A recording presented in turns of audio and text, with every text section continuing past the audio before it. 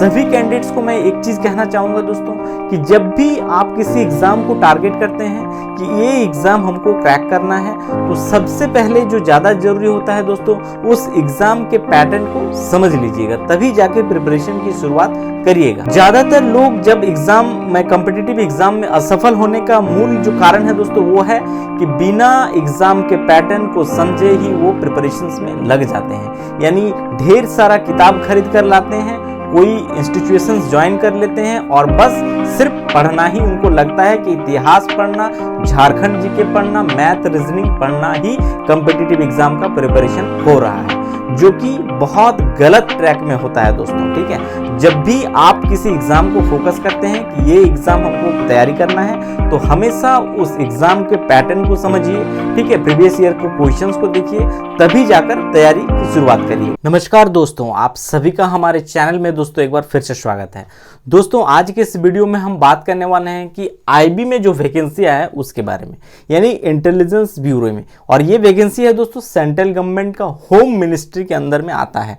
तो इस वैकेंसी से संबंधित सारे जानकारी दूंगा दोस्तों इस वीडियो में, यानी टोटल नंबर ऑफ वैकेंसीज कितना है, किस पोस्ट में कितनी वैकेंसीज है, कैटेगरी वाइज कितनी वैकेंसीज है, आपका सैलरी क्या होगा, जॉब लोकेशंस क्या होगा, साथ ही इसमें एग्जाम फी एप्लीकेशन कब से कब तक चलेगा, और साथ ही आपका स्कीम ऑफ एग्जामिनेशन यानी आपका परीक्षा कैसे सिलेक्शन होगा, इसके बारे में जानकारी देंगे। तो आप में से जो भी लोग दोस्तों नए हमारे चैनल में और गवर्नमेंट जॉब से अपडेट रहना चाहते हैं दोस्तों, तो चैनल को जरूर सब्सक्राइब कर लीजिएगा, लाइक और शेयर कर लीजिएगा, और साथ ही दोस्तों बेल आइकन को जरूर प्रेस करिएगा ताकि लेटेस्ट वीडियो का जानकारी आप तक जल्द से जल्द पहुंच सके। तो चलिए दोस्तों वीडियो की शुरुआत करते हैं और एक एक चीजों को देखते हैं। देखिए दोस्तों, ये जो वैकेंसी है आईबी कहने का मतलब है दोस्तों इंटेलिजेंस ब्यूरो, इसमें वैकेंसी है। ठीक है, टोटल वैकेंसी अगर देखेंगे तो 1675 पदों की वैकेंसी, यानी अगर देखेंगे तो बहुत बड़ी वैकेंसी है दोस्तों।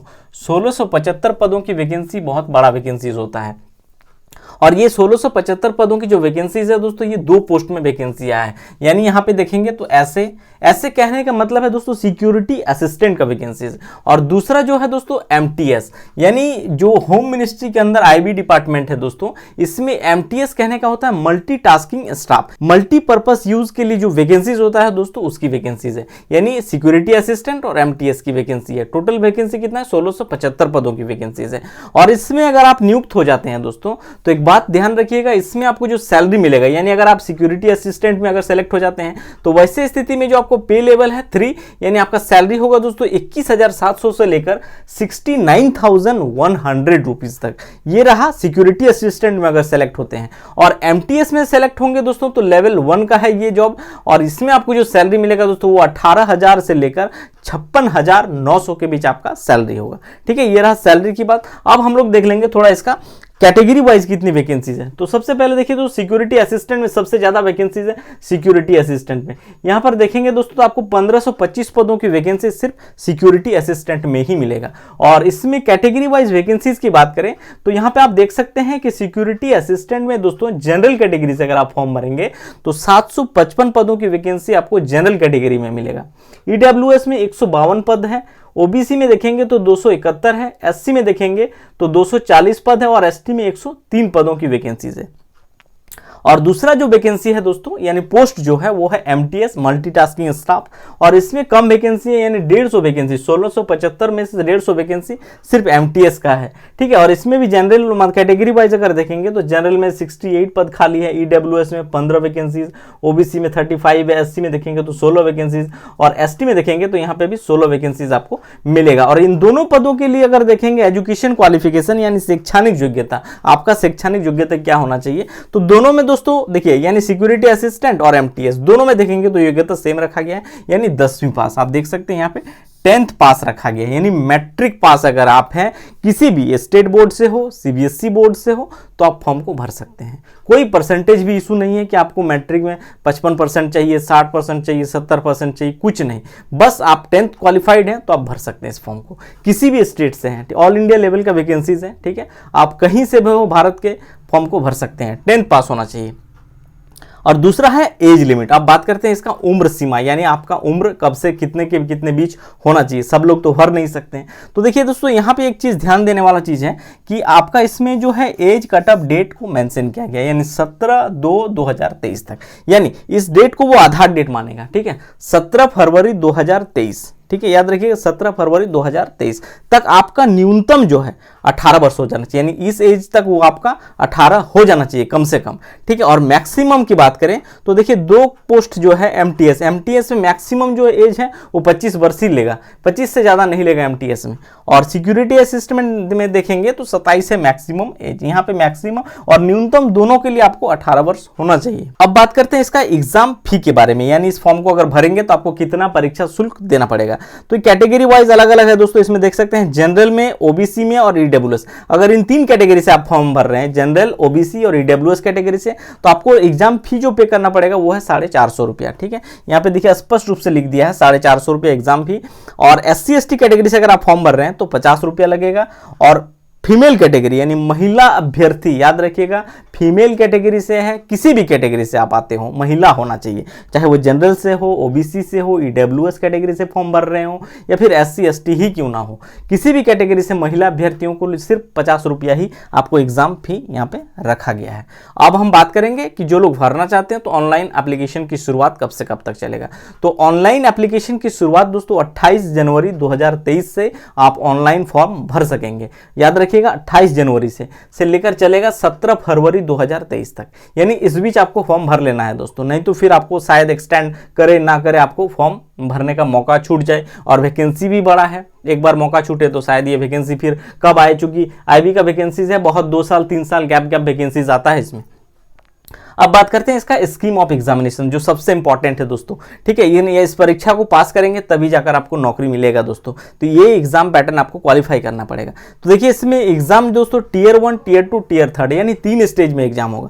3 स्टेज में से अगर देखेंगे तो ये 2 स्टेज यानी टियर 1 और टियर 2 ये एक ही दिन ले लिया जाएगा। ये होता है कि ये टियर 1 जैसे ही होता है, उसके जस्ट तुरंत बाद आपको डिस्क्रिप्टिव जो होगा वो ले लेगा। तो चलिए इसको भी समझ लेते हैं ठीक से। देखिए टियर 1 का जो एग्जाम होगा दोस्तों, ये ऑनलाइन एग्जाम होगा। सबसे पहले जानिए CBT मोड, यानी आपको कंप्यूटर बेस्ड एग्जाम होगा। ठीक है, और इसमें क्या होगा, 100 क्वेश्चंस आपसे पूछा जाएगा। इस बात को हमेशा ध्यान रखिएगा, 100 क्वेश्चंस पूछा जाएगा और जो हर एक क्वेश्चन में आपको जो अंक मिलेगा वो 1 अंक, यानी 100 क्वेश्चन 100 मार्क्स होगा फुल। समय आपको 1 घंटा मिलेगा, यानी 60 मिनट में 100 क्वेश्चन आपको सॉल्व करना है। ठीक है, और इन सेगमेंट से क्वेश्चंस पूछा जाएगा दोस्तों, जिसमें से अगर देखेंगे तो GA यानी जनरल अवेयरनेस से क्वेश्चंस पूछा जाएगा, क्वांटिटेटिव एप्टीट्यूड से क्वेश्चंस पूछा जाएगा यानी मैथ जिसको कहते हैं, फिर रीजनिंग से क्वेश्चंस रहेगा, इंग्लिश लैंग्वेज से क्वेश्चंस पूछा जाएगा, इंग्लिश लैंग्वेज में बेसिकली ग्रामर से क्वेश्चंस पूछा जाएगा। ठीक है, और जो 5वां है दोस्तों GS यानी जनरल स्टडीज, करंट अफेयर, इसी में से आपको इंक्लूड रहेगा। तो यहाँ पे देखेंगे तो यानी 5 सेगमेंट से क्वेश्चन पूछा जाएगा, और इन 5 सेगमेंट से देखेंगे तो हर एक सेगमेंट से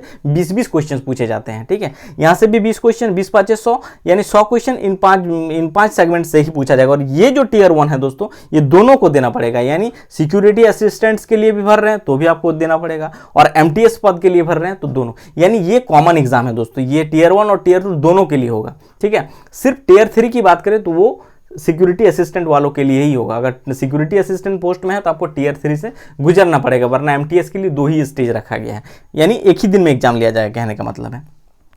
और इसके बाद जैसे ही ये एग्जाम हो जाएगा दोस्तों, तुरंत आपको फिर टियर 2 में, मतलब टियर 2 कहने का मतलब जैसे CBT मोड में एग्जाम हुआ 1 घंटा के 10 या 15 मिनट के बाद दोस्तों आपको डिस्क्रिप्टिव के लिए एक पेपर दिया जाएगा, कलम दिया जाएगा, और उसमें क्वेश्चंस जो रहेगा आपको एक ऑफलाइन मोड में ही क्वेश्चंस भी दिया जाएगा। और ये डिस्क्रिप्टिव टाइप का होता है दोस्तों। डिस्क्रिप्टिव जो होगा वो 40 अंक का होगा, 1 घंटा यहाँ पे भी आपको समय मिलेगा। और इसमें आपको करना क्या होता है दोस्तों, ये बेसिकली होता है आपको ट्रांसलेट करवाया जाएगा। यानी ये जो सिक्योरिटी असिस्टेंट और MTS की वैकेंसीज है दोस्तों, ये बेसिकली हर अलग अलग स्टेट्स की वैकेंसीज है, जहां पे लोकल लैंग्वेज का ज्ञान होना चाहिए। ठीक है, यानी आप जहां से भरेंगे वहां का लोकल लैंग्वेज आपको आना चाहिए, और उसी लोकल लैंग्वेज को आपको ट्रांसलेट करवाया जाएगा, यानी जो कि 500 वर्ड का होगा। ठीक है, 500 वर्ड का होगा, इसको ट्रांसलेट आपको करना पड़ेगा, और उसको इंग्लिश में ट्रांसलेट करना पड़ेगा। ठीक है, या फिर अगर आपका लोकल लैंग्वेज में दिया है तो उसको इंग्लिश में ट्रांसलेट करना पड़ेगा, इतना ही काम है। और इसके लिए आपको 1 घंटा मिलेगा, ठीक है। तो यानी एक ही दिन में टीयर 1 टीयर 2 ले लिया जाएगा, ठीक है। अब यहाँ पे जो लोग, इसके बाद क्या होगा, जो लोग यहाँ पे क्वालिफाई करते हैं अगर सिक्योरिटी असिस्टेंट वाले, तो वो जाएंगे टीयर 3 में, उनको बुलावा आएगा। बाकी एमटीएस का दोस्तों मेरिट यहीं से बन जाएगा, ठीक है। लेकिन एक चीज यहाँ पे और बताना देना चाहूंगा दोस्तों, ये जो एग्जाम होगा टीयर 2 बेसिकली ये क्वालिफाइंग नेचर का होगा, ठीक है। इसके मार्क्स सिर्फ क्वालिफाई करने के लिए रखा जाएगा, यानी लोकल लैंग्वेज और वहां पे ट्रांसलेट इंग्लिश का थोड़ा बहुत ज्ञान है कि नहीं। मेरिट जो बनेगा दोस्तों आपको इन्हीं पेपर से बनेगा, ठीक है। और यहाँ पे भी अगर देखेंगे तो इंग्लिश लैंग्वेज जो है दोस्तों, ये भी आपका ये रहेगा क्वालिफाइंग नेचर का, यहाँ पे भी जोर नहीं दिया जाता है, ठीक है। बेसिकली ये जो है पूरी ये क्वालिफाइंग नेचर का है। यहाँ पे अगर जैसे 40 है तो 40 में जैसे सिक्योरिटी असिस्टेंट में यहाँ पे एक चीज और ऐड किया जाता है, और यहाँ पे 20 नंबर लाना पड़ेगा। अगर सिक्योरिटी असिस्टेंट के लिए भर रहे हैं तो यहाँ पे जो 40 अंक में से 20 अंक लाना पड़ेगा, आउट ऑफ 50 उनका 10 अंक बढ़ेगा, एक इंग्लिश उसमें लिखवाया जाएगा इसीलिए।